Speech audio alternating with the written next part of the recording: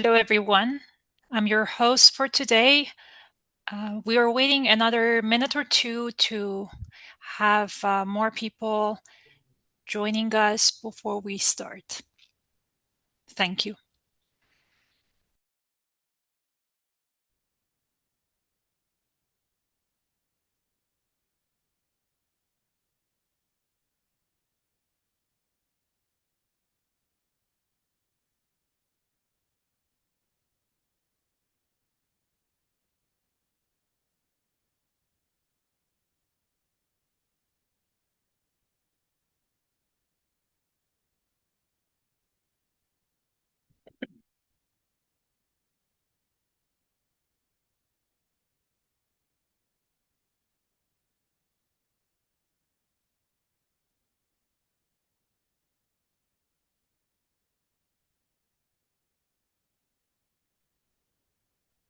I think we can start. Hello, and a warm welcome to you all. I see 153 participants in the room. A warm welcome to you all from everywhere in the world that you're joining us today. You are at the fourth webinar of a series of webinars that UNITAR and the Basel, Rotterdam and Stockholm Conventions have been organizing since the past couple of years. My name is Marnouche Azodi. I'm a Program Management Officer at the Secretariat of BRS Conventions, and I'm your moderator for today's session. I work on the plastic waste technical assistance within the BRS Conventions, and for some of you who may be joining us for the first time, Basel, Rotterdam, and the Stockholm Conventions are the three key multilateral environmental agreements which are globally recognized to address hazardous chemicals and waste. The overall objective of these three conventions is to protect human health and the environment from the adverse impacts of hazardous chemicals and waste. Most notably is the plastic waste amendments of the Basel Conventions, which I'm sure many of you have heard of. It came into effect in 2021, and it's currently the only legally binding instrument that regulates the trade of plastic waste worldwide. UNITAR, the United Nations Institute for Training and Research, is a dedicated training arm of the United Nations system. It has a mandate to enhance the effectiveness of the UN through diplomatic training and to increase the impact of national actions through public awareness raising, education, and training of public policy officials. With this brief introduction, let's delve into our webinar today. As briefly mentioned, this is the fourth webinar that UNITAR and BRS Conventions have organized together. The other three webinars were recorded. As you can see, the list of them now up on the screen momentarily. If these topics are of any of interest to you, yes, now you can see them on the screen. That there were three other webinars. Check out those recordings on the UNITAR website. For today, we have three presentations lined up for you, after which there will be a question and discussion session with our speakers. Keep your questions and comments until the very end, or you can also drop them in the chat box throughout the session. And at the end, we will have a wrap up and concluding remarks given by Mr. Oliver Wooten, the Senior Program Specialist at UNITAR. So without further ado, our first speaker is Dr. Michael Bank.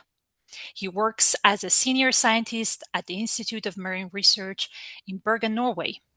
He also serves as an adjunct professor of contaminants and complex systems at the University of Massachusetts Amherst in the United States.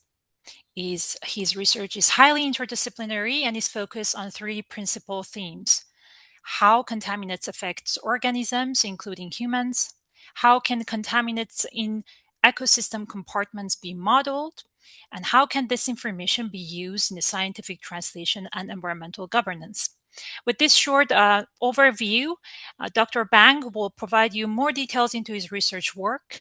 I welcome you, Dr. Bang. We're very pleased to have you, and floor is yours.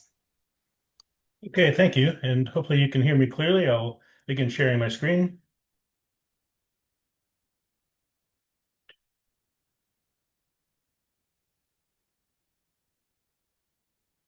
Okay, hopefully you can see the presentation clearly. Um, Hi again, my name is Michael Bank. I'm with the Norwegian government and also a professor at UMass Amherst in complex systems, mathematics, and contaminants. I have been working with microplastics probably for about the last 5 years and very happy and privileged to join the webinar today. And it's very meaningful to me that you've come and very meaningful to UNITAR that there's so many people interested in this important topic. Now, I'd like to start off by just acknowledging some of the funding agents that allow for this work to be uh, shared with everyone today. It's a wide array of different groups, and I've also been very fortunate to be involved in formal advising at the United Nations through very different groups, most recently with the GO7 program, but also with FAO and IAEA in the past and other groups as well. It also shows the power of network and what we can do collectively as a team and community of scientists.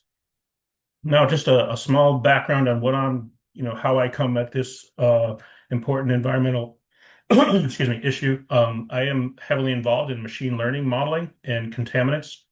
I use logic-based models to understand complex systems in the context of environmental and planetary health. My research themes are pretty diverse with regard to the different types of contaminants, ranging from toxic metals and rare earth elements to emerging contaminants and microplastics. And I also do some work with pathogens and antifungal and antibiotic resistance. Now, today's outline, I'll give a very brief background on environmental pollution and how the microplastic pollution situation fits within the larger scale and scope of the sort of planetary polycrisis that we've been facing with regard to biodiversity impacts, as well as pollution and climate change. And then I'll provide you with a couple of case studies involving lithification of microplastics, some case studies from China and India, and then also discuss plastospheres or the ecosystems that grow on microplastic particles.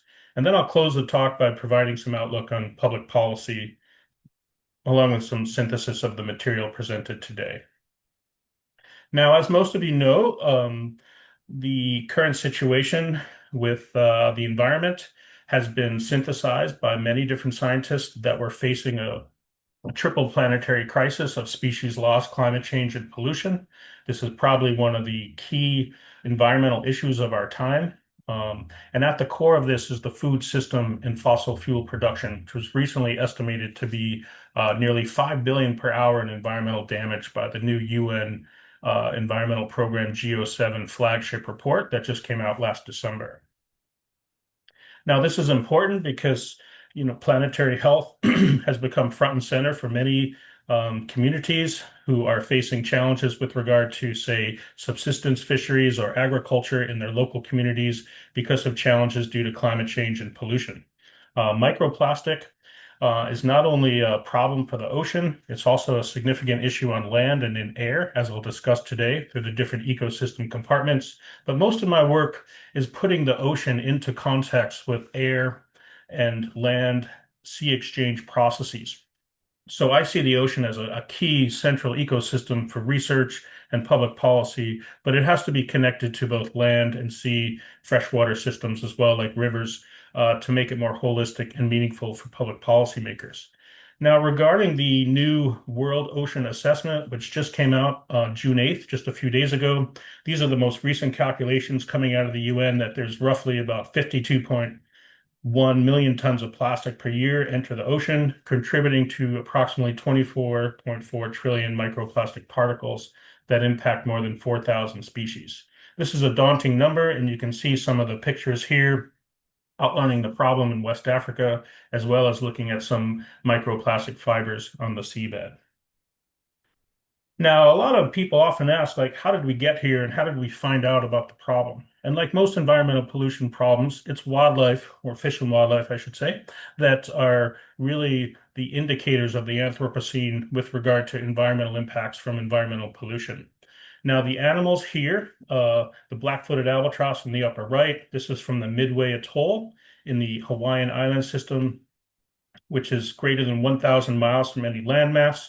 This was a photograph from 2009 by activist and photographer Chris Jordan, who really helped put the issue into context with regard to the global scale of the problem. I think the reason this photograph was so impactful for many people is because they recognize some of the waste materials inside the bird, which ultimately died from thirst. You can see things like bottle caps and small toys and fishing line, things that people have used in their lifetime, and this kind of resonates with people. And this was a real turning point for plastic pollution, and then also the subsequent research that led to focusing on microplastics. Now, we know that microplastics are distributed throughout all ecosystem compartments in all regions of the world. The Arctic is a specific system which is very sensitive and an important receptor region. Um, you often see microplastics from tires get picked up by wind or ocean currents, although the wind is really a really important one. And this atmospheric deposition issue of microplastics has really become a front and center issue for public policy. And I'll talk about that in the next slide. But here you can see in a deposition map put out by Evangelou et al. In 2020, the deposition, going from a cool blue to a hot red, purple, and some of the darker colors you can see along the scale that the Arctic is definitely a sensitive ecosystem with regard to microplastic. Now, this is important because in order to put this in context to a larger system, we need to understand that microplastic pollution is essentially a new pollution cycle. And we came up with this idea along with my colleague Sophia Hansen from University of Toulouse in France about 5 or 6 years ago. We were talking about this idea about how we could come up with a conceptual model that would be very easy for policymakers to understand. So we put together this model here that's presented first in a paper in ES&T and then in a book chapter, following up and sort of refining the microplastic cycle. And you can see here it starts on land with traffic systems and river transport and also manufacturing on the left center of the figure. There's also things you might recognize from your house, such as laundry and plastic bottles. And these all have inputs with regard to the waste stream. Then there's all sorts of complex movements in and out of the ocean via air-sea exchange, also long-range transport from atmospheric deposition, and then distribution being influenced too by, say, fishing nets and aquaculture, and then beaching of plastics, etc., and then the subsequent degradation of macroplastics or the larger plastic fragments into the smaller microplastic fragments, which are generally thought of below the less than 5 millimeters in size. That's the scale we're dealing with. And then there's trophic transfer, along with the chemicals that are absorbed on microplastic particles in the ocean or, say, freshwater environment, and then trophic transfer throughout the food web, which does include humans. So this cycle model was really important for public policy. It changed how we think about microplastic, going from sort of a more localized contaminant to something that has the potential for long-range transport. And this all of a sudden makes it a very different type of policy and management regime that you'd have to consider to really address it in a more meaningful way. Now, I've been involved in a wide array of different research.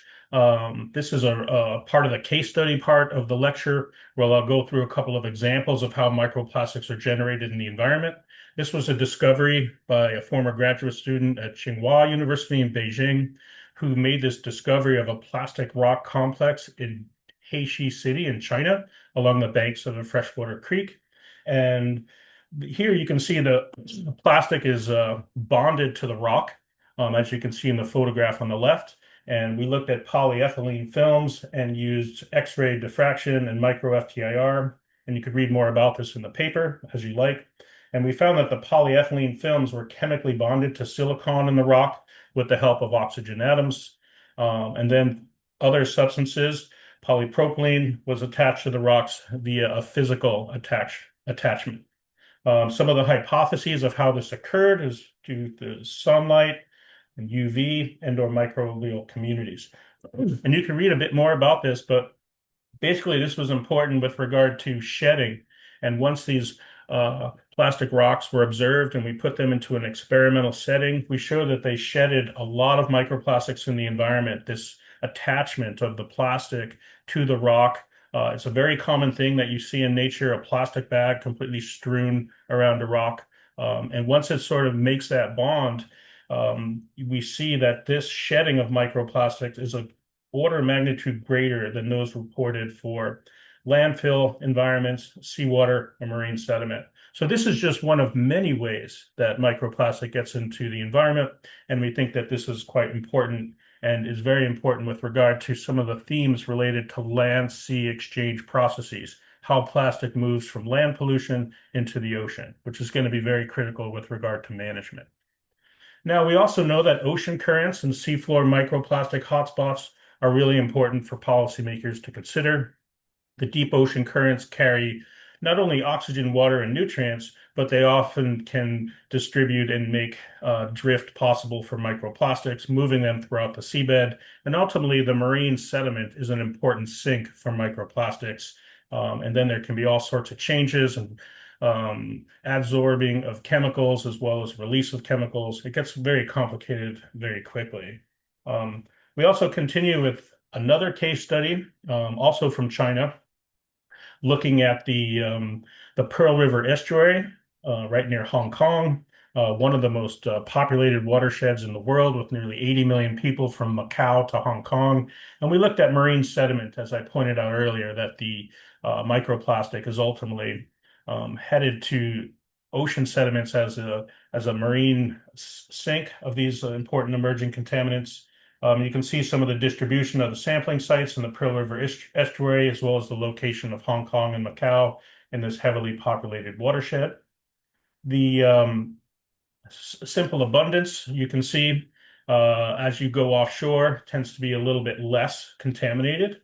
And you can see the distribution based on items per kilogram in dry weight. And again, this is a river contributing the microplastic to the ocean. So we know that these are very critical systems to study. And we've been able to do a very simple risk assessment with the graduate student to look at where the risk is highest for the Pearl River estuary. And you can see the role of islands in intercepting some of the microplastics here. So this is a nice example of what could be done with integrating next generation scientist training along with learning about the distribution in a populated watershed in southern China. Now, one of the main reasons that plastic has gained so much attention, in addition to it being overtly visible to the public, is its toxicity problem, meaning that some of the issues related to toxicity may be still yet to come. And it's based on this sort of plastic toxicity debt idea put forward by Matthias Reilly from University of Berlin, who's a close colleague of mine.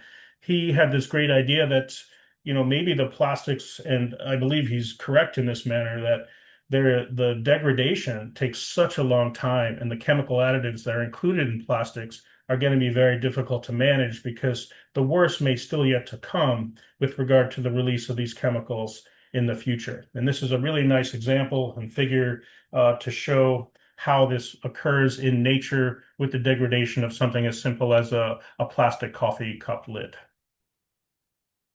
Now, we also know that sometimes we overlook things that scientists and the public, although you can see that microplastic is an important issue with regard to the microplastic particles, we think that as a scientific community, it's critical that we do not underestimate the biohazard risk of the microbes and pathogens that are growing and are transported on the biofilm or within the biofilm of the plastic particles. And we wrote this paper a couple of years back in Nature, sort of a call to action to enhance the planetary health risk assessment to include plastospheres, or the ecosystem that grows on plastic particles. Now you can see some of the importance and how these plastospheres are developed in nature. The biofilm grows upon a plastic particle. There could be a multi-species composition where pathogens also attach to these synthetic particles, and this increases disease risk. And also, we know that these particles can be have long distance transport. They can have impacts on wildlife, and there could be impacts on humans as well through an indirect effect. We also know that there can be antibiotic resistant genes spread, antibiotic resistance spread through microplastic pollution and the spread of those particles. Now, this term plastosphere was put forward by Eric Zettler from the Netherlands, going back nearly 13 years ago. So it's not really a new idea, but what has changed is the science with regard to studying these plastospheres with the advancement of machine learning and also metagenomics. Now, this is some work that we've been able to put forward about developing a microplastome led by Chang-Chao Li from Hong Kong Polytechnic University. And he had this idea that we should really be considering the entire exposure regime for terrestrial animals and plants and fresh water and soils and humans in the ocean and other aquatic systems. There's also the airborne microplastome. So each one has this mixture of different contaminants and pathogens, and also other microbial hazards. And we have to consider this as a mixture with regard to its risk, as opposed to a case-by-case individual risk. Now, also, we, as a scientific community, have worked on how to address this from a public policy standpoint.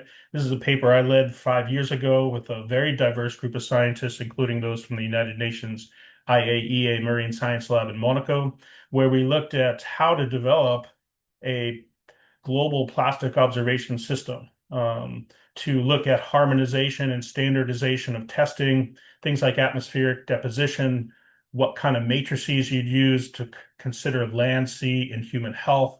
And then also we thought really deeply about this, that we also it'll be critical to connect with the plastic waste and trade management groups, as well as the existing public policy groups, including the Basel Convention, and the potential for a new plastic convention.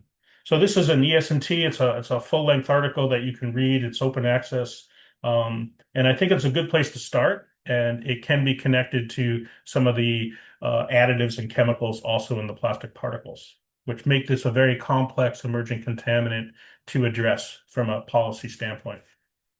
Now, just continuing with our last case study, I actually thought this was quite meaningful, the work by Chakrabarty et al. From 2022, where they looked at these different plastic waste streams in a sort of qualitative way to get an idea about the contributions of different chemicals based on the waste stream category. So they have dump yard waste and e-waste, waste from biomedical facilities, as well as marine litter and industrial waste.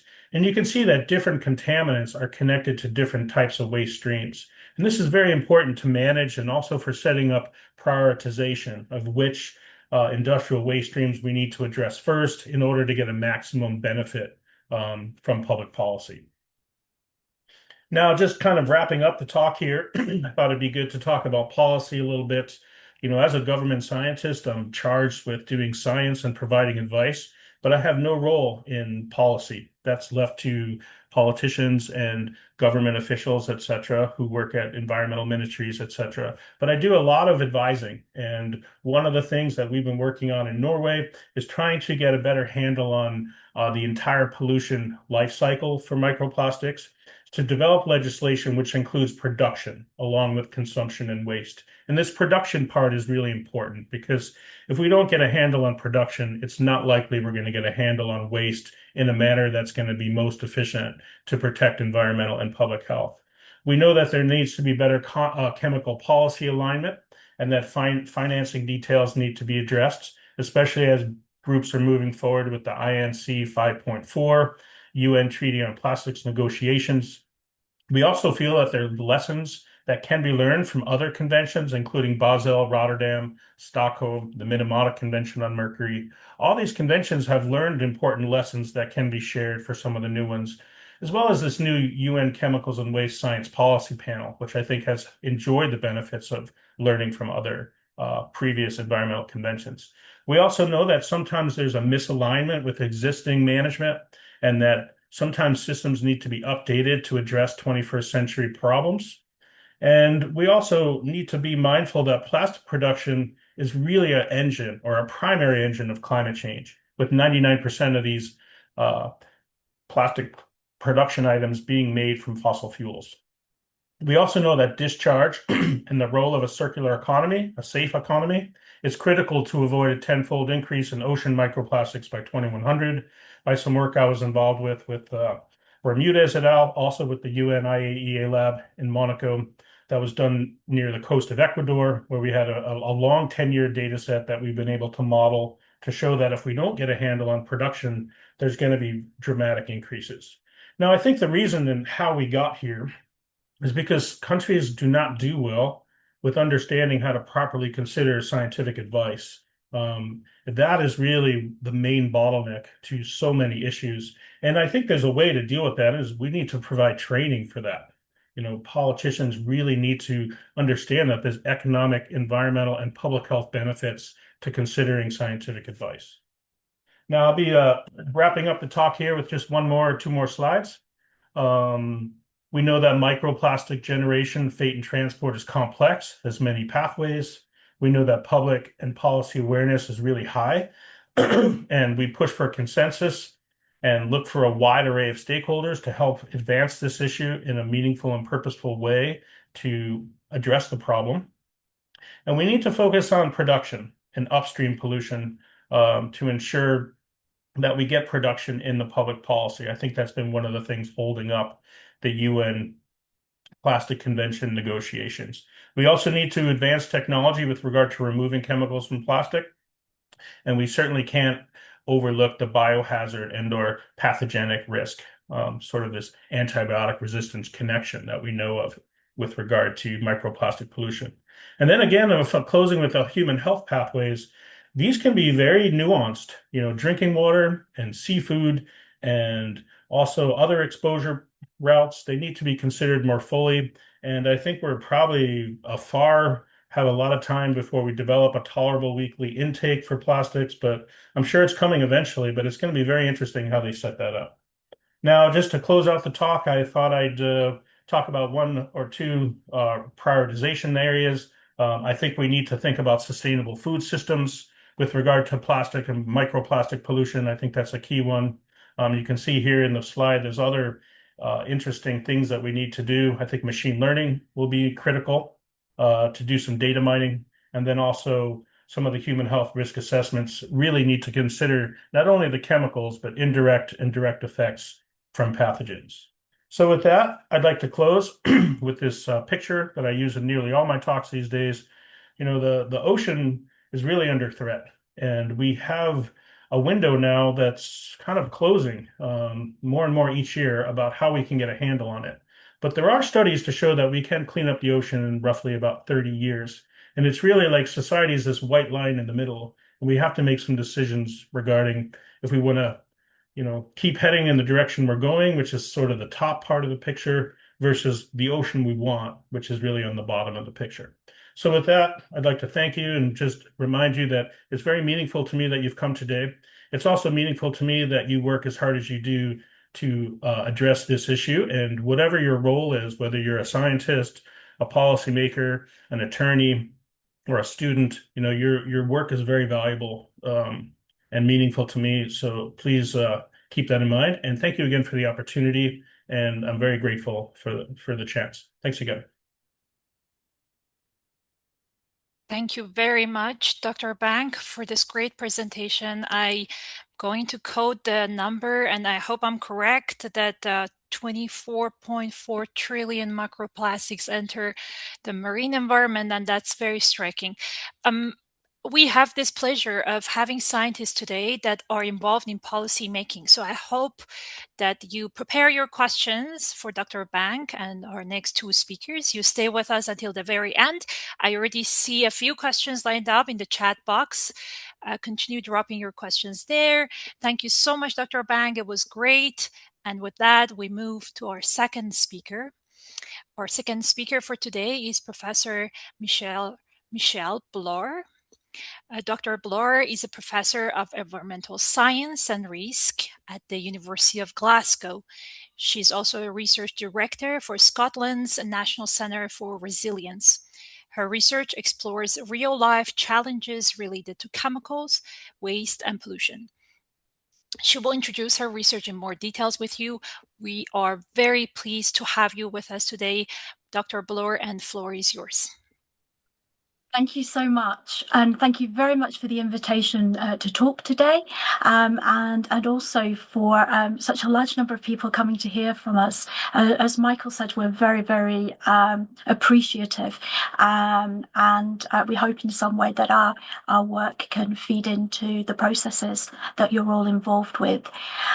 So my presentation today is focusing on river sediment contamination and the remobilization of persistent organic pollutants in the plastic system, and specifically focusing on microplastics, because as my presentation will show, there's very little been done around this with regards to nanoplastics at this moment in time. So as been mentioned, I'm a professor of environmental science and risk at the University of Glasgow, and in addition to that, I'm also sort of a chemicals and waste pollution expert. My research is very broad across a wide range of both chemicals and waste. I'm editor-in-chief of the Sustainable Environment Journal, and as mentioned, I'm the research director for Scotland's National Resilience. And I co-lead the University of Glasgow's Global Health and Environment Interdisciplinary theme. This is a really nice theme, as it's basically working across the entire university to bring all of those researchers together that are working on specific topics to avoid silos, and to ensure that we have really multidisciplinary approaches to the research that we're carrying out. In addition to that, I'm also the Senior Fellow of the University of Glasgow's Centre of Public Policy and a Fellow of the Royal Society of Chemistry. You'll notice on some of my slides, I have QR codes, and those are either linking to journal papers that I've made reference to, or to other further information that I think might be of interest to you. So just please bear that in mind. So the work that I'm presenting today is set a little bit different to Michael's, where Michael talked about lots of different projects to give an overview of microplastics in the marine environment. I'm specifically focusing on one study that we undertook, which was a global review of river sediment contamination and remobilization through climate-induced flooding. The research was funded by the National Centre of Resilience, and we had a really in-depth exploration initially of all of the literature that has been published, but then subsequently undertaking some practical work. And I've put a QR code to that paper, if relevant to you, on the screen as well. So we all know that everything around us is made up of chemicals, and chemicals in some way get a bad press because it's usually those harmful or persistent chemicals that people are talking about, yet the oxygen we breathe and the food that we eat, everything is made up of chemicals, and some of them are really important for our survival. So I always encourage my students in particular is not just to be sort of synonymous with danger or threat or risk when you think about chemicals. And they come from many different sources, of course, and they get into our environment through those different pathways. We obviously have air pollution, we have marine and freshwater pollution, and we also have, of course, the pollution of our soils and terrestrial environment. So everything has the potential to have emissions and associated with chemical contamination. And of course, it's very dependent on particular situations of what those chemical concentrations are that we're exposed with. So there isn't a uniform concentration across any of those pathways. And similarly, all of the multitude of chemicals that are in our environment means that one particular environment is not just going to be potentially contaminated by one substance. It might well be a plethora of substances. A chemical cocktail might well be in place, which is perhaps not the same as anywhere else. So it can be very, very unique as a consequence of that. So I've put up here a really nice chemical iceberg that was initially developed by the European Environment Agency. And it looks at specifically Europe with how many chemicals are on the market. And it's estimated there's around about 100,000 chemicals on the market in Europe. If we equate that figure to the global regions, then we're estimating around about 350,000 chemicals on the global market. But then, of course, you also have some substances that are not necessarily registered as well, which would be in addition to those. So out of all of those chemicals, we don't know everything about all of them. And as such, our understanding of the risk and the hazard and potential exposure to those chemicals is not 100% by any stretch of the imagination. And this diagram just really outlines that there are still quite a percentage of substances that are a little bit unknown, and we still need to do further work. If we then equate that back to the idea of a chemical cocktail and mixtures of chemicals, then if you have more than one chemical in a situation, the responses are likely to be different. And therefore, it has a whole different set of parameters that would need to be investigated and explored. So it's a very, very complex structure and of course, very diverse in its nature. So Michael's already talked a little bit about planetary boundaries, so I won't recreate the wheel and go into too much depth here. But of course, as we all know, our planet is facing these three major planetary crises. We have climate change, and that, of course, is supported by the Intergovernmental Panel on Climate Change that was established in 1988. We have biodiversity loss. And of course, we have IPBES, which was created in 2012, or the Intergovernmental Science Policy Platform for Biodiversity and Ecosystem Services, to support that particular planetary crisis. And then in addition, last year, as many of you will be aware, the ISPCWP was ratified, which is the Intergovernmental Panel for Science Policy Panel on Chemicals, Waste and Pollution. And their work is still to really start, but it also fits really nicely with the Plastics Treaty that was really established at a very similar time. So one of the things that we really need to be mindful when we're thinking around chemicals and also biodiversity loss and climate change, that these different situations are not in isolation. They mix together, they all have a relationship and interaction with each other, which is really why the exploration that we undertook, looking at potential sediment contamination in rivers in relation to flooding and climate change, was something that we felt was important to explore. So just to touch on an activity that was undertaken a few weeks ago on this topic, just to really demonstrate the importance within the scientific community around planetary boundaries for novel entities, which are things like chemicals. A workshop took place in May, which I was lucky enough to be involved with. You might be able to see me at the front of the picture, where all of the scientists who were involved in the discussions joined in for. And this was a really nice workshop because it was looking at what do we already know around chemicals and plastics, and what are the gaps gaps? And do we have data to be able to plug any of those gaps that haven't been considered at this moment in time?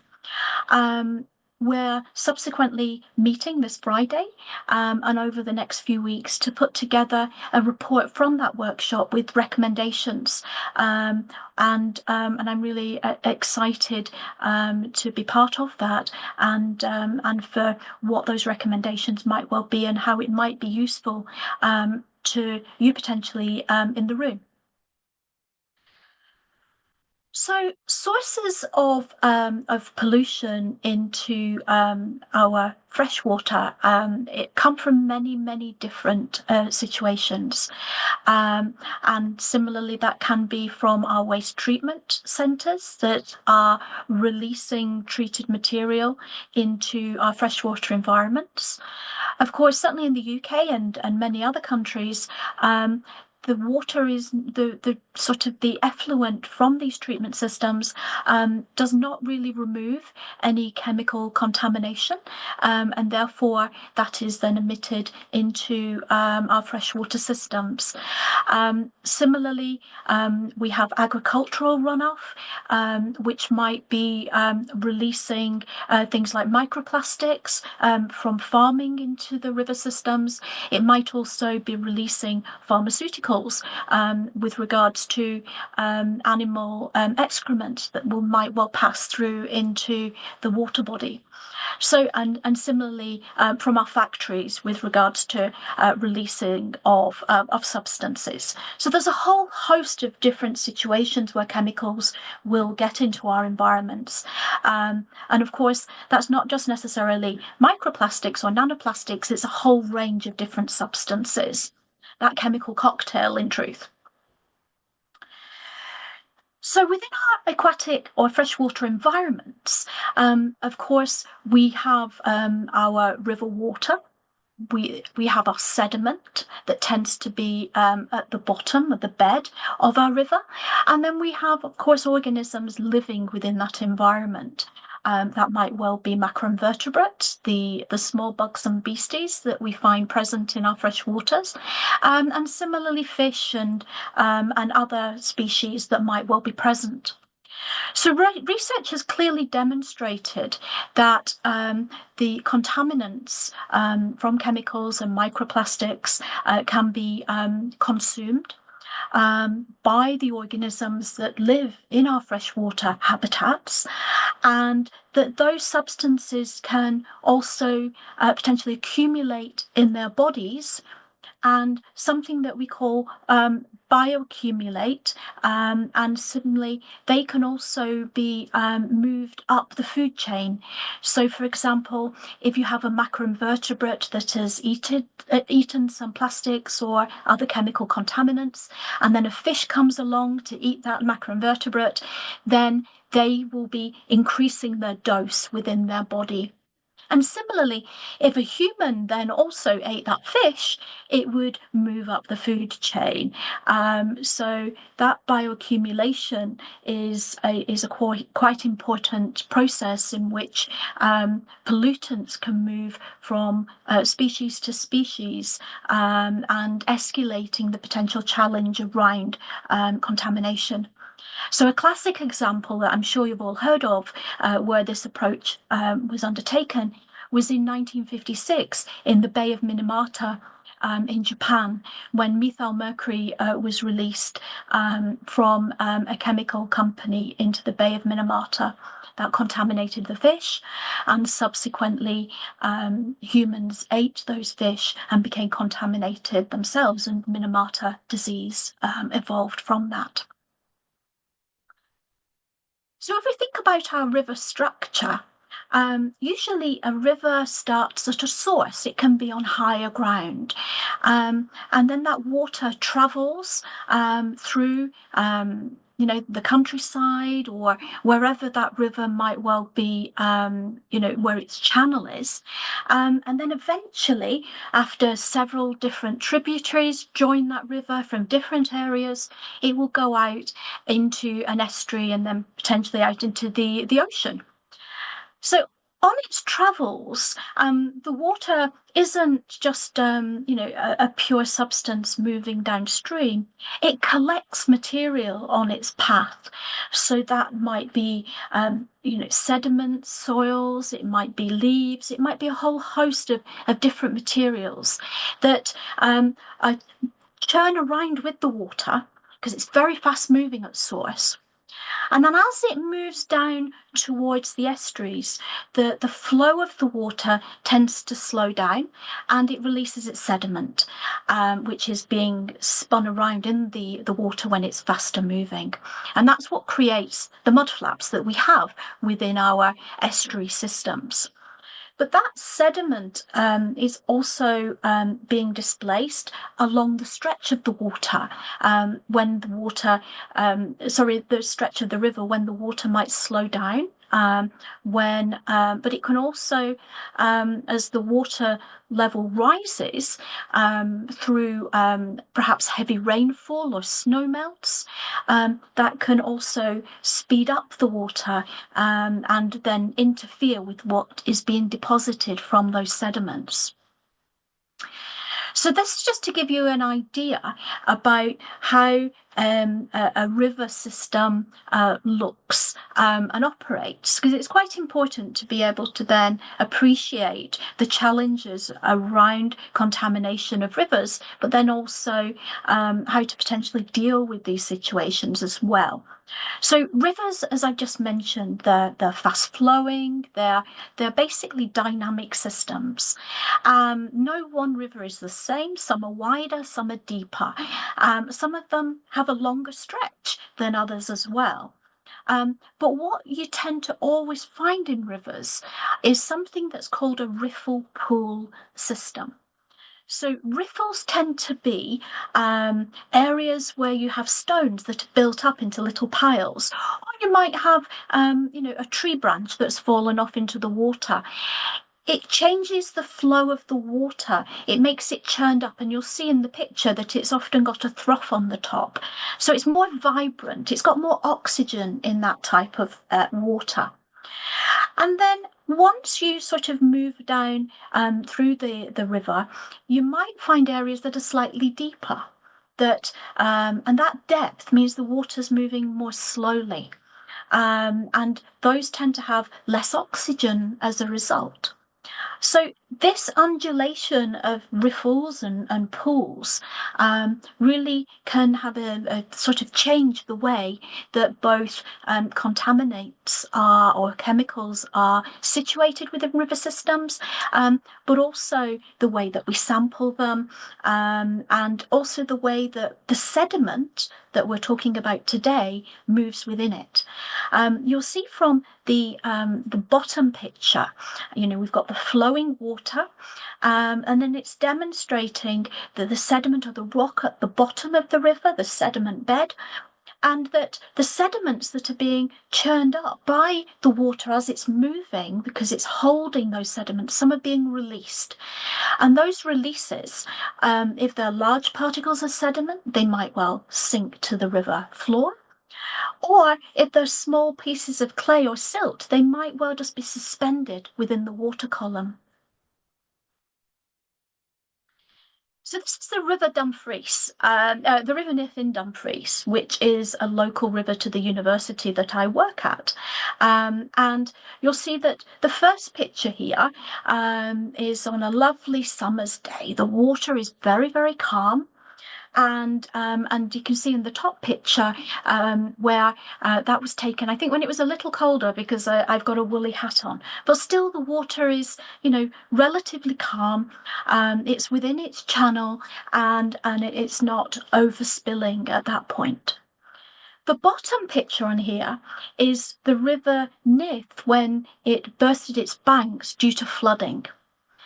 Now you'll see when the river has flooded, it's escalated, it's moved over the boundaries of the river channel, and it's moved out into areas where it wouldn't naturally be.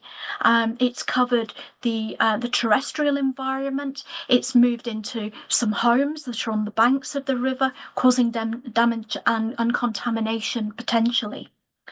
So in these situations, the sediments that are within our river system are not within the channel anymore. They're being spread out across that surrounding land as well. So some will be in the sediment and then some will be spread out along the land. And therefore, what's within those sediments has the potential to interact with both humans, animals, and a system where it wouldn't naturally fall. So river sediments have the ability to bond with quite a lot of contaminants. Microplastics, POPs, many different substances that we're all really interested in and have the risk of causing contamination. And so as a consequence of that, all of those contaminants that are bound within the sediment, in addition to those ones that might well be in the water column, are distributing out over the banks to basically cause quite a challenge. But of course, what is present there is very dependent on that particular system and what they have been exposed to. So, for example, in the River Nith, there are significant problems around metal contamination, for example, because it's a mining area historically. And also we know that there are pharmaceuticals present. We know there are no PFAS. We know there are microplastics. So it's a mixture of different things that are present in that environment that could be spreading across. So this is a picture of the River Nith, and you'll see the blue line is the river itself. The block of red colour is actually the average distance that floodwater tends to travel across the history of the River Nith. Now, I should say that the River Nith is prone to flooding, but climate change is definitely increasing the scale that this is taking place and the frequency. You'll also see that there are red lines striating across that block of red. Now, these red lines correspond to the maximum flood incidences that the River Nith has ever had. And it's had two really significant major floods in the last 100 years, which are corresponding to by those red lines. So you can see what was in the blue line has spread a long way across, in this particular instance, agricultural fields. And on several occasions, it's travelled even further across those different environments. So what our research did is we initially did a desk study to look at contamination and global sediment contamination globally to identify what is happening.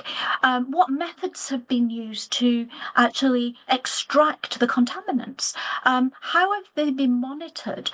And also to look at the concentrations that have been found globally from river sediment, because river sediment is a really under-researched area. We do a lot of work with the water column, but not as much with the sediment. And what we know specifically is that contaminants that bind with sediment can be there for an awful long time. We're not talking a few weeks, we're talking years. And as a consequence of that, this legacy contamination over the history of that river is playing a role in what's happening in that environment. So what we did was we undertook some basic experimental work as well within that river system to try and understand, is the contamination within the sediment that we find in the river transferring across to the terrestrial environment when a flooding incident occurs? And therefore, the hypothesis would be, if that's the case, then it has the potential to contaminate food, might be grown in those agricultural fields, but also then how might that pass through the food chain, perhaps to animals that are grazing on that environment and to humans that then might well consume those food substances.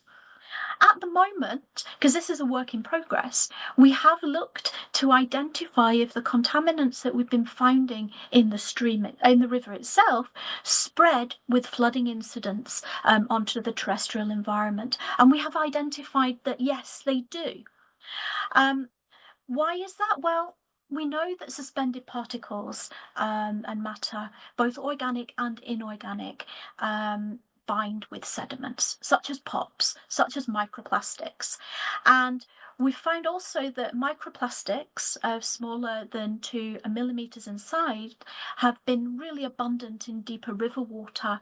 And similarly, we've also found that around that as well, within those microplastics, you can get those biofilms on them, which Michael had mentioned, which then potentially have risks around antimicrobial resistance within the environment and for humans. So within shallow rivers, ones that are shallower, they have the benefit of having direct sunlight shining on the riverbed, potentially. And as a consequence of that, it allows for the degradation of some of these contaminants that are bound to the sediments to take place, and also by the breakdown of microorganisms that are present in that river. So we know, as I've already mentioned, our study demonstrated that microplastics were transported from the sediment by flooding and through over onto the riverbanks and to the associated fields. Other studies have demonstrated this as well. We're very, very conscious as well that that not every system is exactly the same, and our plans moving forward are to look at this on a much broader scale than just one river to identify if our results stand up as a consequence. We know that basically flooding and flooding incidents are increasing, and therefore the potential risk of this situation is escalating a little bit. And we still have so many unknowns around this that haven't been explored. We know that POPs can be in the environment for months and decades, and therefore this is a real challenge, and as I've mentioned, around legacy implications. So the desk component of our work, we identified that actually from a global scale, there's been quite a lot of work done on sediment sampling analysis to understand a range of different concentrations that are found in the environment. There's some really nice data out there that we reported on in our paper. However, the significant concern is the fact that researchers are not using necessarily the standard methods for actually undertaking sampling or the analysis of the samples. And that means, of course, when we're thinking of yourselves and policymakers, that evidence pool of information has gaps because you need everything to, be in parallel so that you can make those, so scientists can make strong recommendations potentially, and for policymakers to reflect on that to decide if, that you want to make some changes. So this is a significant issue that needs a lot of work around standardizing and using standard tests. So as a base of our study, we made 5 recommendations. One of those was that it would be really sensible to undertake routine sediment sampling and analysis for microplastics and other contaminants within areas that are likely to flood to protect food security. Also, we could use that flood extent mapping that I've already shown you as a way of predicting areas where there are likely to be floods, to use those as sampling sites, both to look at the sediment within the river system, also within the soils and the crops within those zones. And that would then be a really sort of robust way of trying to understand the situation and prevent some risks. The second recommendation, which I think you can appreciate, is the adoption of standard methods and protocols is really, really important. We have standard methods, not for everything, but for quite a few. So the development of standard methods for everything and, trying to encourage researchers to not waver from those processes will allow the data to be comparable for you. The third recommendation is the standard quality tools have been published for some, but not everything. And so having thresholds of limits and other tools to be able to put together analysis and understanding of what's happening would be really important. And again, at the moment, there are holes in this area. Fourthly, we thought that it would be really, really nice to have an evidence platform. So the bringing of together of data around a range of different topics, around the contamination with microplastics and other substances, to put together toxicological databases, including not just sediment, but other substances as well, in order to try and understand what's happening better. And finally, we thought capacity building was really a significant area for development, thinking about investment in education around development of sampling tools, and also thinking about safer chemical alternatives to those that are currently being used, which of course is a big area of exploration at the moment. Also, thinking about training within universities, not only about the new tools, but actually green chemistry and other skills are incredibly important to advance our understanding and the resources that we're using. And similarly, multidisciplinary collaborations are really important to tackle these wicked problems. But communication is often a challenge. So thinking about languages that cross those disciplines can also help to reduce some of the silos that we're seeing, and then will help to transfer knowledge more broadly.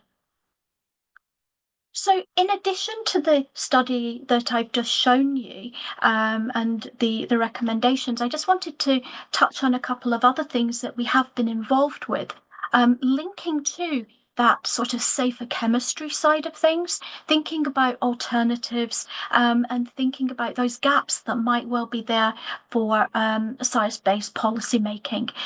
So we produced a paper looking at the European Green Deal and their ambition for a toxic-free environment, and look to identify what gaps are there to potentially achieve that.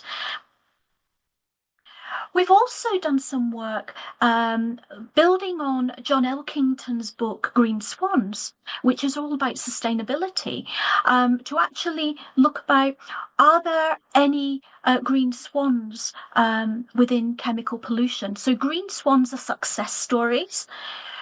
Black swans are those things that are really challenging and potentially causing harm. And grey swans are those things that could potentially move from a risky area to a more sustainable area and a green swan approach. So it's a really nice paper that looks at where we are now, what we face in the future, and potentially where can we move forward to be more sustainable around chemicals management. We've also done some work with the European Commission where we were looking at research gaps and recommendations in order to improve safe and sustainable by design framework. And this was done through consultation with a really large number of stakeholders, this case scientists, to try and understand where are we now, what do we know, where are we going to be potentially in a few years' time, and what are the really long-term goals that we really need to work on in order to be able to generate both safe and sustainable by design chemicals and substances. And then finally, I just wanted to highlight, Michael's already mentioned the new Science Policy Panel for Chemicals, Waste and Pollution, and of course the Plastics Treaty, and of course we have the Global Framework of Chemicals that has just come on board as well. So we developed a conceptual framework to help set priority sort of tasks and activities around chemicals and waste pollution. So it's using a risk-based strategy, and it will allow us to prioritize, the topics that we should try to explore first of all, and those things that can hang on a little bit before we explore them, to try and move forward as quick as we can on those really challenging subjects. So that brings me to the end of my talk today. I would really like to thank the organisers for inviting me and you, the audience, for joining us today. And if anybody has any questions later on, then please don't hesitate to ask. Thank you. Thank you so much, Dr. Bloor, for this great presentation. I found your research findings on the interactions of macro and nanoplastics with the reverse sediments very fascinating. And I hope our participants will look up the work of Dr. Bloor and learn further about that. I already see that people are liking the presentations. We have quite a few questions, so stay until the end with us. And now we move on to our last speaker, Dr. Halska Gracic. She's a technical specialist on occupational safety and health at the International Labour Organizations, based in Geneva, Switzerland. In her role, Dr. Gracic manages the ILO's hazardous substances portfolio, which spans across all work sectors and occupations worldwide, and the portfolio assesses toxics, chemicals, and waste along the life cycle of global supply chains. It's great to have you today with us. We welcome your presentation, and the floor is yours.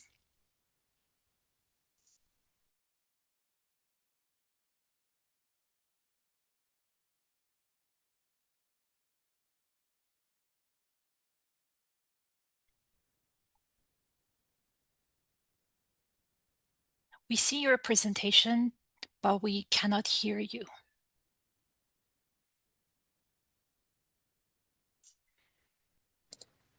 Now you can. Yes. Yes, perfect. Thank you so much for the introduction. Thank you very much for having me. You can still see my presentation, yes? I've lost something here, but I hope you can still see it. Yes, we see it. Perfect. Okay. My name is Halska Gracic. I am a technical specialist at the Occupational Safety and Health and Working Environment branch. That's part of the International Labour Organization here in Geneva. This is our headquarters. Today I'm presenting as a technical specialist, but I'm presenting on a topic that's very dear to my heart. A few years ago, I would have presented myself as a nanoparticle researcher. Now I've moved on to policy, but it's great to be back in the field and to learn from the excellent presentations we had just before and to engage in these discussions, sort of bridging the gaps between the science and the policy, and seeing if we can apply lessons learned from research done in the early 2000s on nanotechnology. So already want to thank very much the organizers for bringing me here. Thank you so much for the participants for joining and for staying with us, and for hopefully a fruitful exchange that we'll have at the end. I have to say I already learned so much from Michael and Michelle, so I'm very inspired now. So what will we talk about today in this presentation? We'll move a little bit away from the science and look more about policy implications. It's a more conceptual presentation, but what I hope to really highlight in this presentation is that we are living in a new world where microplastics, nanoplastics are an emerging concern for much of the world, for many scientists, but especially for society. And what we know is that even if it's considered an emerging problem, we can apply a framework for managing solutions, for managing different ways of working together, and for different ways of achieving evidence-based policy.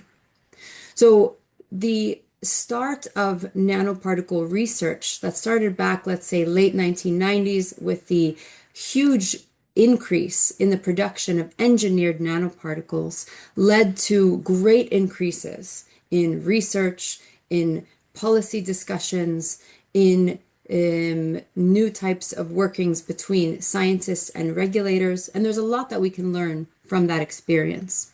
So the starting point and the platform that I'll really talk about today is the fact that we're not starting from zero when it comes to research on microplastics and nanoplastics. We have a number of years of nanotox experience and also policy examples of how we can make safer chemicals management a reality.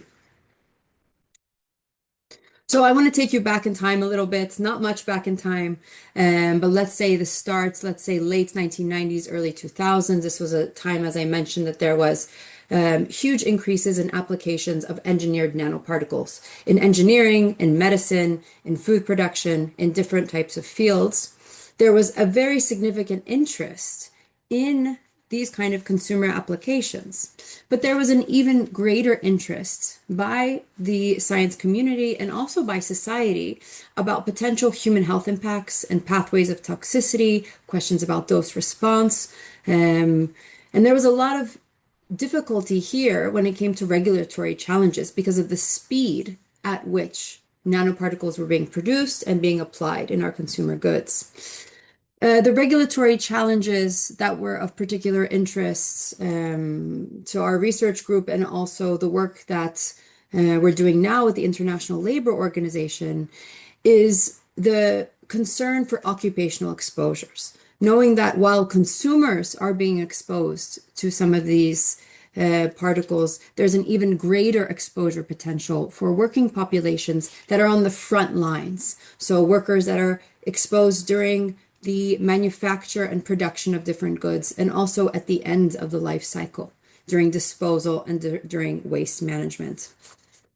So here you see the graphic of something that we were very used to seeing around this time is the sharp increase in the number of scientific publications that dealt with the term nanoparticle or nanomaterial, responding to this big application from the consumer side of using engineered nanoparticles. And in this moment, we saw that there was a vast number of national nanotech initiatives in these years. There was a number of research programs developed nationally, regionally, some globally. One of the ones that I would like to highlight today, because I think we could learn a lot from how the research was conducted and how the bridge was made to policy development, was the Swiss National Science Foundation project called the National Research Project 64, known as Opportunities and Risks of Nanomaterials, which started around 2010. And this was a truly multidisciplinary national research program that cut across different scientific fields, from medicine to public health, to occupational safety and health and industrial hygiene, to energy, to construction. And it looked to bridge together different researchers and study nanoparticles across their life cycle. So from fabrication to industrial applications, to worker exposures, and then to disposal pathways. And this was such a prolific research program because the idea was that there are opportunities from different consumer applications. However, the new application of these types of particles need to have an appropriate risk assessment in order to guarantee safety. And so we already see a number of parallels when it comes to the question of nano and plastic, micro and nanoplastic research. So here I would love to show you these slides because they really show the overlap and what happened towards the end of the last curve in the last slide, where you saw around 2012 the huge spike in publications on the topic of nanoparticles. So here in this slide, we see on the left a graph that's showing publications with the term micro, that looks specifically at particles and polystyrene, which is a type of plastic. So it's looking at plastic spheres the number of publications looking at plastic spheres. So we see the sharp increase until around 2012, 2015, this region, then we see a decrease. At the same time, what we see in blue, what's highlighted in the red square, is the increase now in the studies that use the term microplastic and polystyrene. Same thing on the right side, you see the same trend happening with nano. So as you have a decrease in the number of studies that use the term nanoparticle and polystyrene, but not nanoplastic, you see that decrease happening at the same time, a mirror image of an increase of studies that use the term nanoplastic. So here we see this research shift. So we see we're moving from nanoparticle to nanoplastic. Indeed, in many of these studies, these are perhaps identical tox studies that are looking at the same particles, but are now using a different terminology and then adding to that body of evidence that we already saw from nanoparticle research.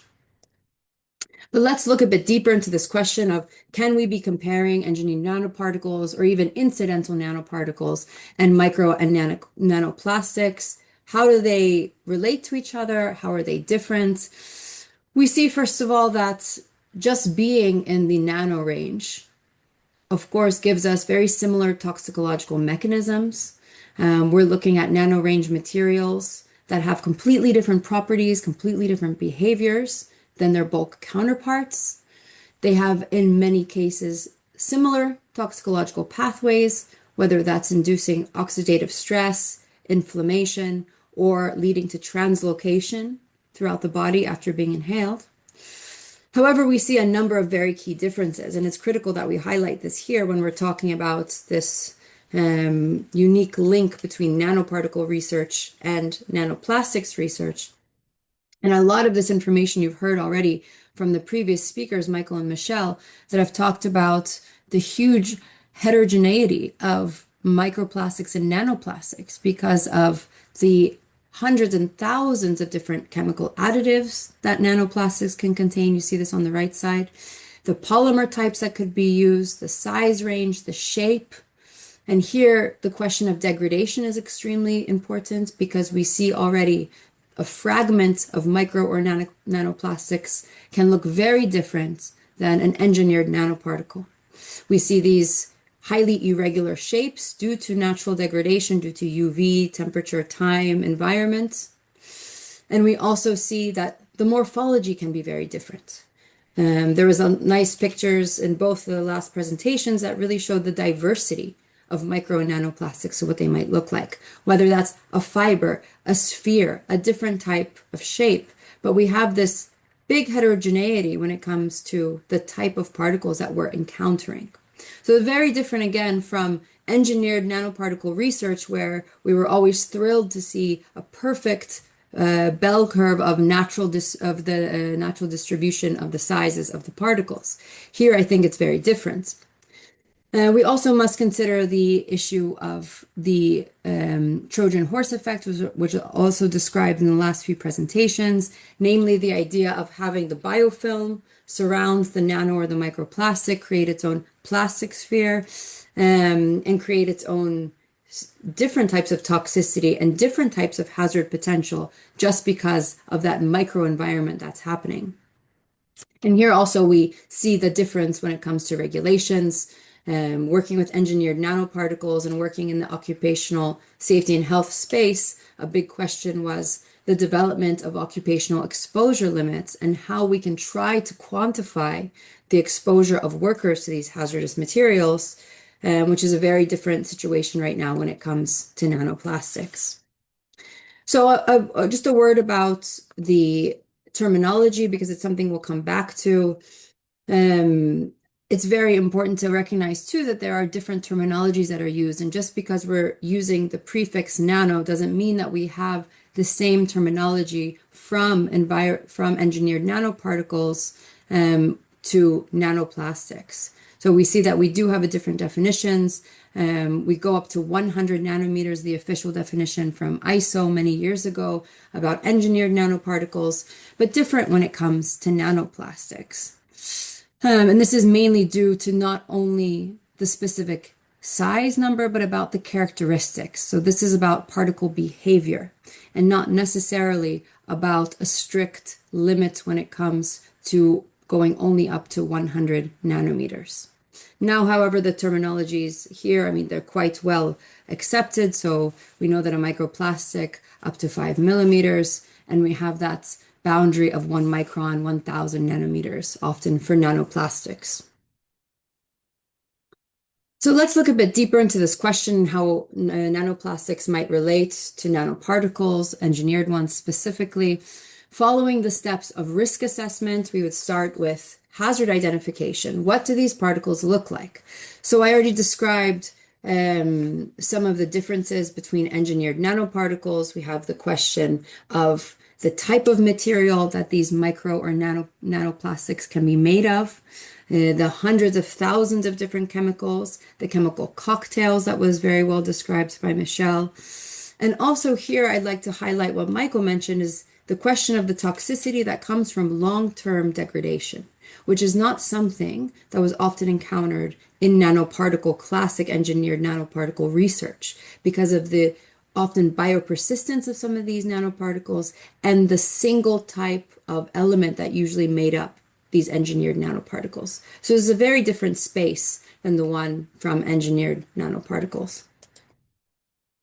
Looking to exposure assessment, we also face a lot of differences between engineered nanoparticle research and micro and nanoplastic research. Here, as was shown also from the last two presentations, we know that exposure to micro and to nanoplastics is, in fact, involuntarily, effectively unavoidable at this stage due to the proliferation of these plastic fragments through the air, through soil, through water, and throughout the biosphere.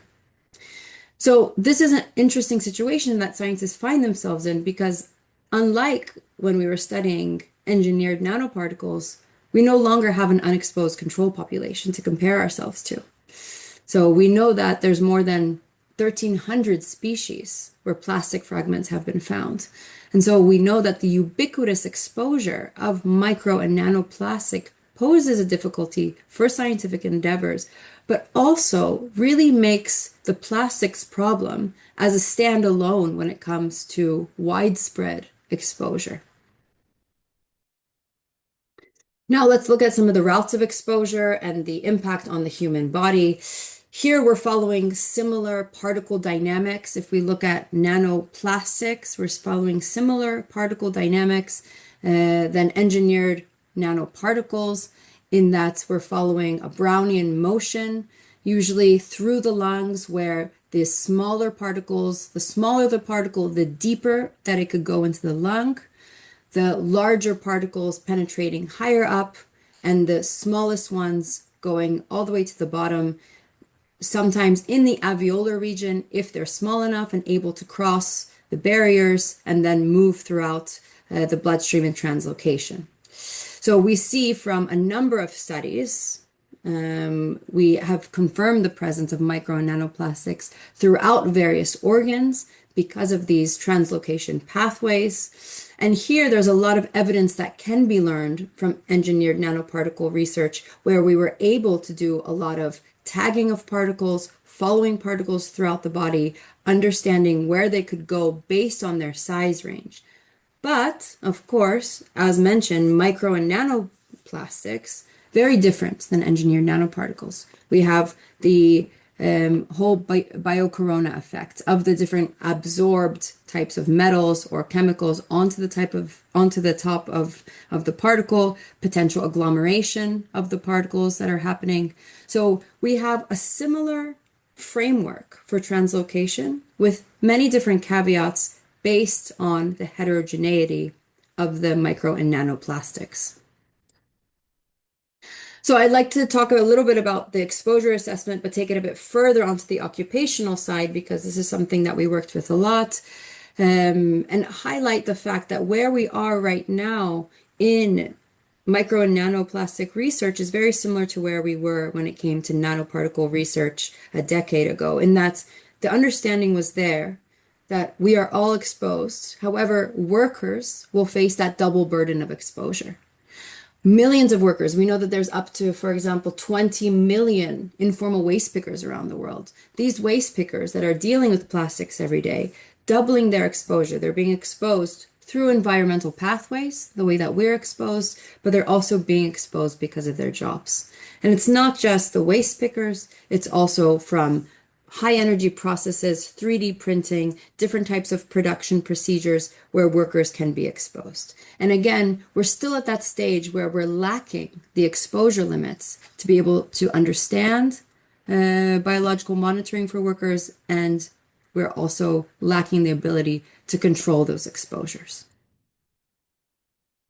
Here, I'd like to point to this interesting case study from the 1990s that looked at workers exposed to nylon flock in 5 processing facilities. And here, this was an interesting example of an emerging occupational disease that was identified and was named flock workers disease, flock workers lung. And it came from exposure to micro fragments of nylon flock. So of a type of polymer that was then depositing deep into the lung and causing these impacts for workers. And so already we saw in the 1990s, we had an occupational disease that was being caused by microplastics without the proper terminology for it yet. So this brings us to the idea that, as in many emerging occupational and public health exposures, workers often serve as the early warning for public health in society, the canary in the coal mine, which is the classic terminology that's used for this, in that workers are exposed to higher doses for chronic time periods and therefore can be a signal of the potential toxicity of exposure to a new contaminant. So where are we now? There was a fantastic paper published last year in Nature Medicine about where we stand when it comes to the health impacts of microplastics and nanoplastics.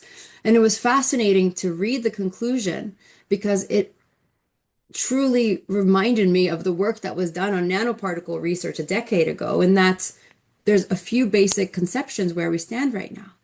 One, exposure is certain. We know exposure is happening. Harm is plausible. We have evidence. But we still have knowledge gaps that limit hard conclusions and limit that undeniable evidence base to lead to policies. So what do we need? We need more harmonized methods. We need more collaboration. And there's a few key lessons learned that I'd like to share with you to wrap up the presentation. So before I get into the lessons learned from nanoparticle research and how we apply them to micro and nanoplastic research, just want to explain that there's a number of lessons learned. I know that I was limited in time today, so we'll just go through the most important ones. And interestingly enough, already the previous presentations touched on some of these issues, so I'm glad to hear that. The first takeaway that we can make from this presentation is that engineered nanoparticles are not the same as microplastics. They're not the same as nanoplastics. Engineered nanoparticles are different than microplastics, which are very different from nanoplastics. So we cannot extrapolate cleanly across these disciplines. But what we can do is take some of these lessons learned forward. Things like establishing clear terminologies and harmonized methods for research, for standardized methodologies of how to analyze different fragments, how to look at toxicity data, how to conduct dose response assessments. These are very importantly needed for regulatory approaches. Michelle brought this up too, the importance of terminology, I believe, or methodologies for sediment sampling. But it's exactly this idea that without the proper terms, without the proper metrics, it's very difficult to then bring a solid evidence base forward to regulators and say, this is what we need to do based on all of this evidence we've collected over the years. So number one lesson learned, critically, to establish clear terminologies and harmonized methods for nanoplastics and microplastics research. The next one, also discussed in the last presentations, was the idea of bridging the divide that does unfortunately exist in many places between environmental scientists, human toxicologists, and regulators.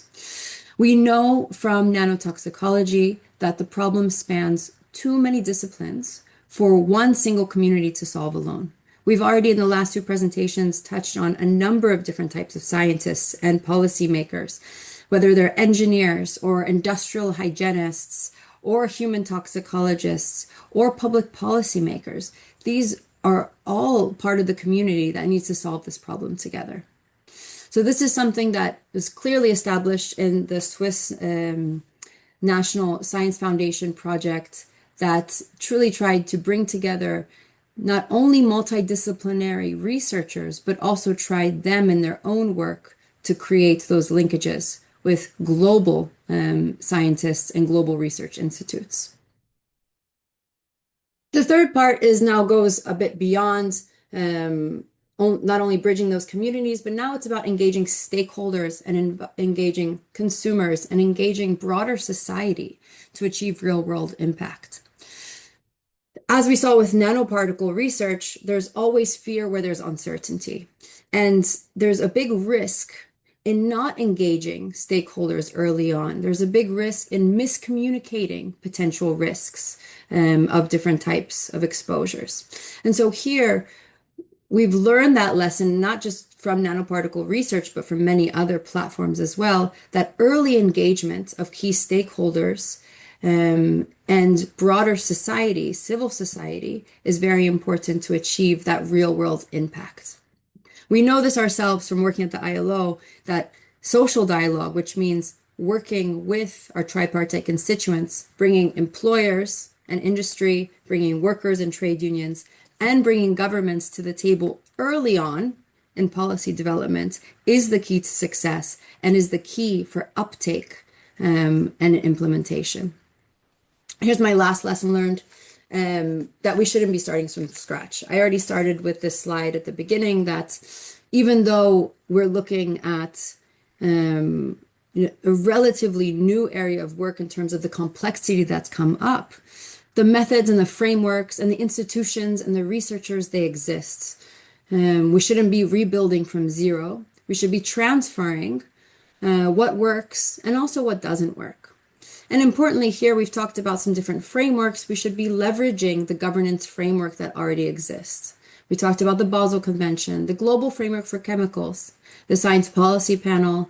We also have a number of OECD test guidelines. We have international labor standards that already exist to protect workers from different types of chemical exposures, including micro-nanoplastics. So we don't want to wait to start applying the policy. We'll never get to that moment of perfect science to lead to the most perfect policies. And this was a lesson learned when we were developing an evidence base for setting occupational exposure limits to engineered nanoparticles. While there were lab studies and tox studies and human exposure studies and mega analyses and reviews being conducted, workers were still being exposed. Workers were still suffering from health impacts. And so it's better to keep the public policy moving while the research is moving and not wait for that perfect solution. So I had a few more slides, but I think we're getting close to the end. So I think I'll wrap it up here. My slides were anyway about the global framework for chemicals and the need to engage here. But I think there was a lot of information. So I'll leave it here and I'll turn it back to you and I'll see if there's any questions for the discussion. Thank you, Ranush. Great. Thank you so much, Halshka, for this great presentation. First, foremost, I apologize for mispronouncing your family name. Not at all. Thank you so much. It was great that you highlighted the occupational exposure to micro and nanoplastics, and I think it's really nice for the participants to understand the distinction between engineered nanoparticles, nanomaterials versus the macro and nanoplastics. So I think in that sense, it is very helpful. This is not the end. We still have a few more minutes to respond to some of your questions. I see our speakers took quite a few of the questions and responded them in the chat box, but we have a lot more questions here. So I address those questions to all the three speakers. Please do jump in. So the first question is about how policies and reforms in Africa, but maybe perhaps I broaden it for developing countries, could help them? And what do you think from your perspective, given that you're involved in policy processes, can make sure that nobody's left behind?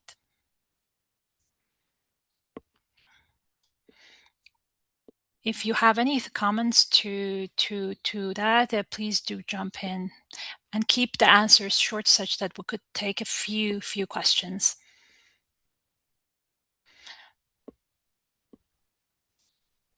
Yeah, I think it raises an important issue about regions in the global south and capacity building and how we can develop a more formal program for what the needs are to identify those first.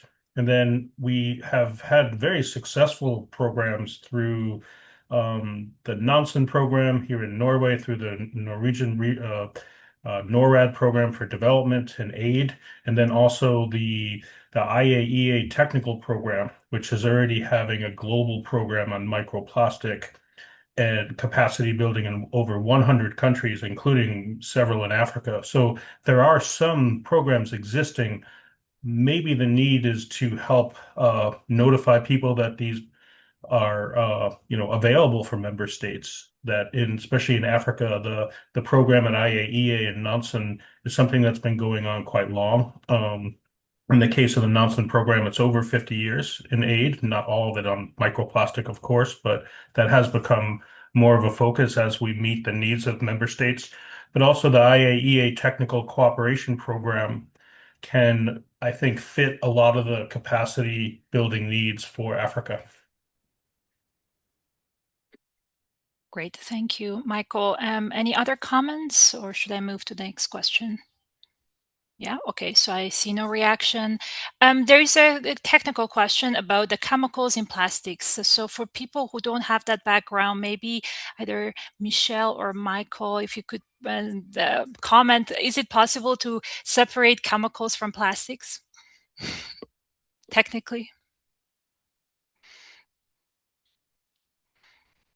Very difficult. I think is the key one. I don't know if you've got anything more to add to that, Michael.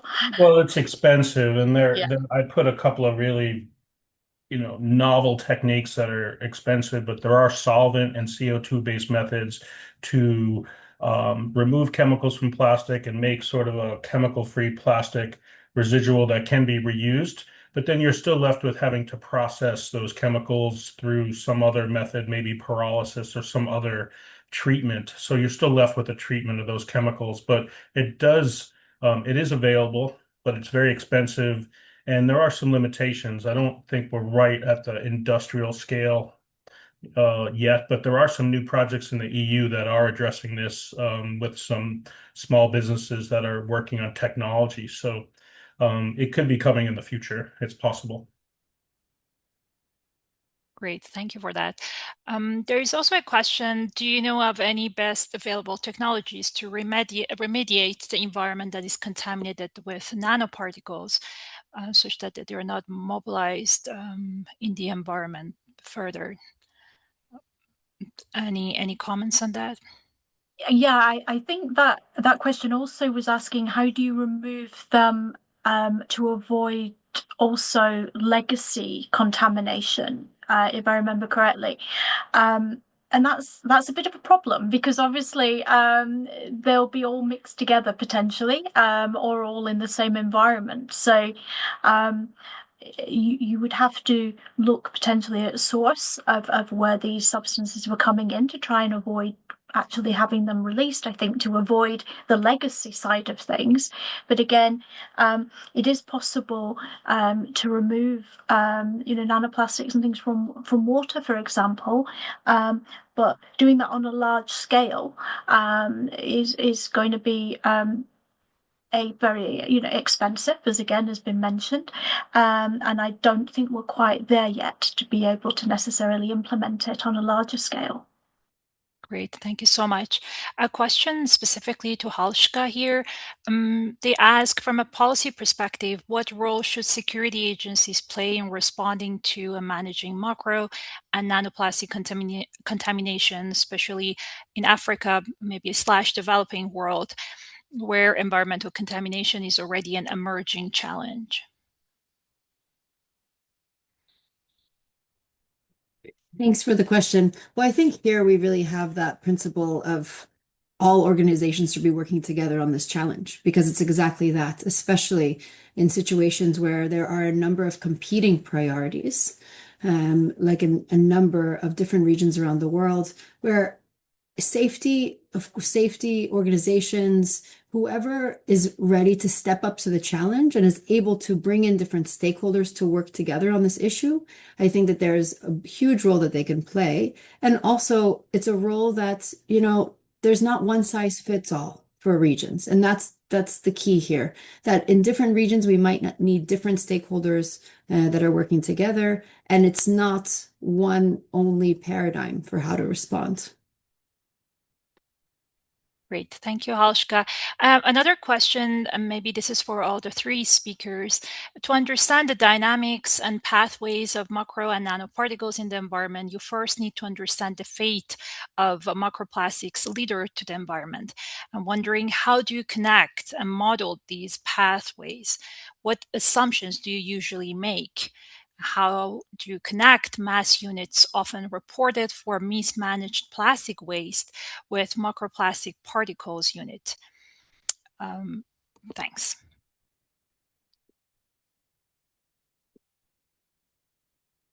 I guess I can take this a little bit and then maybe springboard the discussion. I think what the question really is focused upon is materials flow analysis and how we do that as a scientific community. And it's a very diverse set of experts that are needed to do it properly.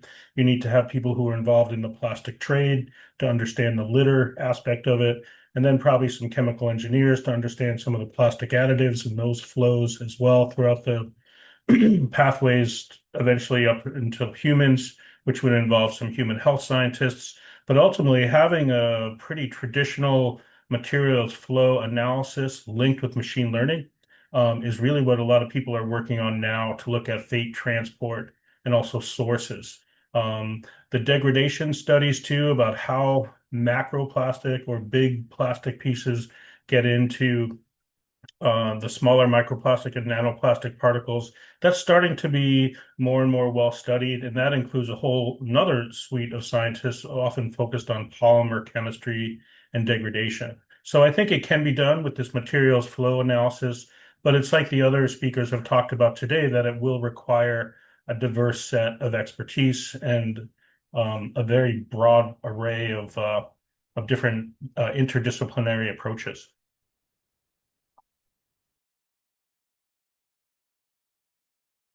Thanks, Michael. Michelle or Halshka, would you like to comment also? Or... I think Michael addressed it really quite well. I don't think I've got anything else to add from my side. Great, thank you very much. And looking at the time, it's 3:42 p.m.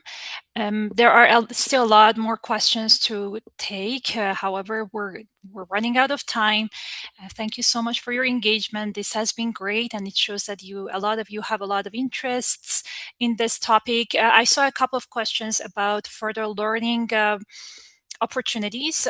Do follow BRS Conventions and UNITAR's YouTube accounts. There you can find the recordings of our previous webinars, but also you can find webinars on a range of topics related to chemicals, waste, and macro and nanoplastics. With that, I give it to Oliver to give you his impression of this session and to wrap it up. Great. Thank you very much, Manoush. And of course, thanks very much to Michael, Michelle, and Hauschka for their presentations.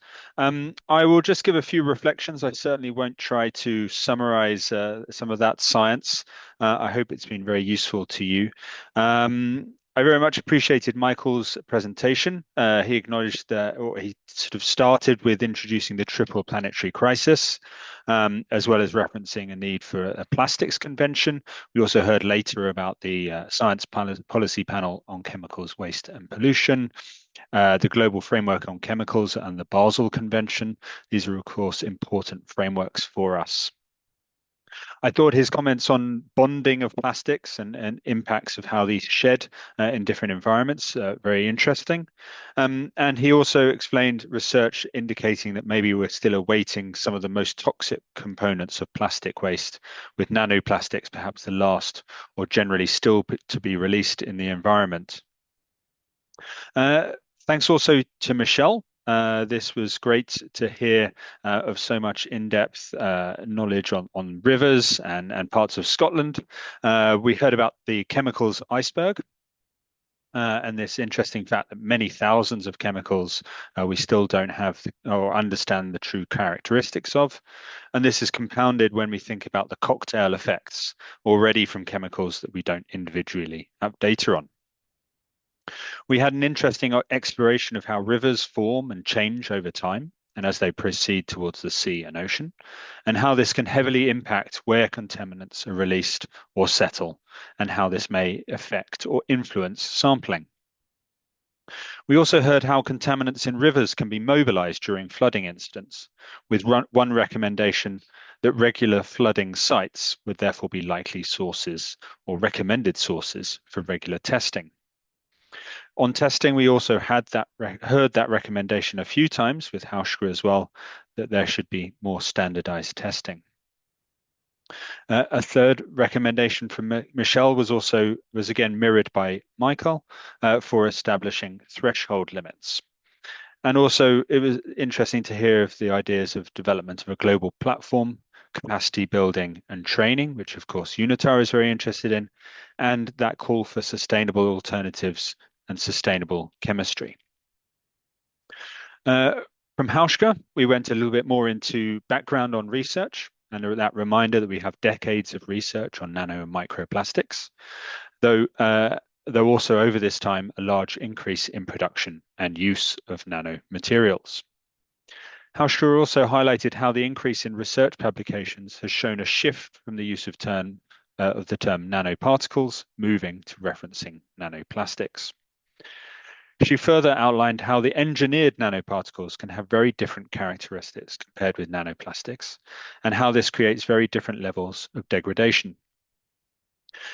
She also was closing her presentation linking back to exposure in people and workers and highlighting the lack of exposure limits.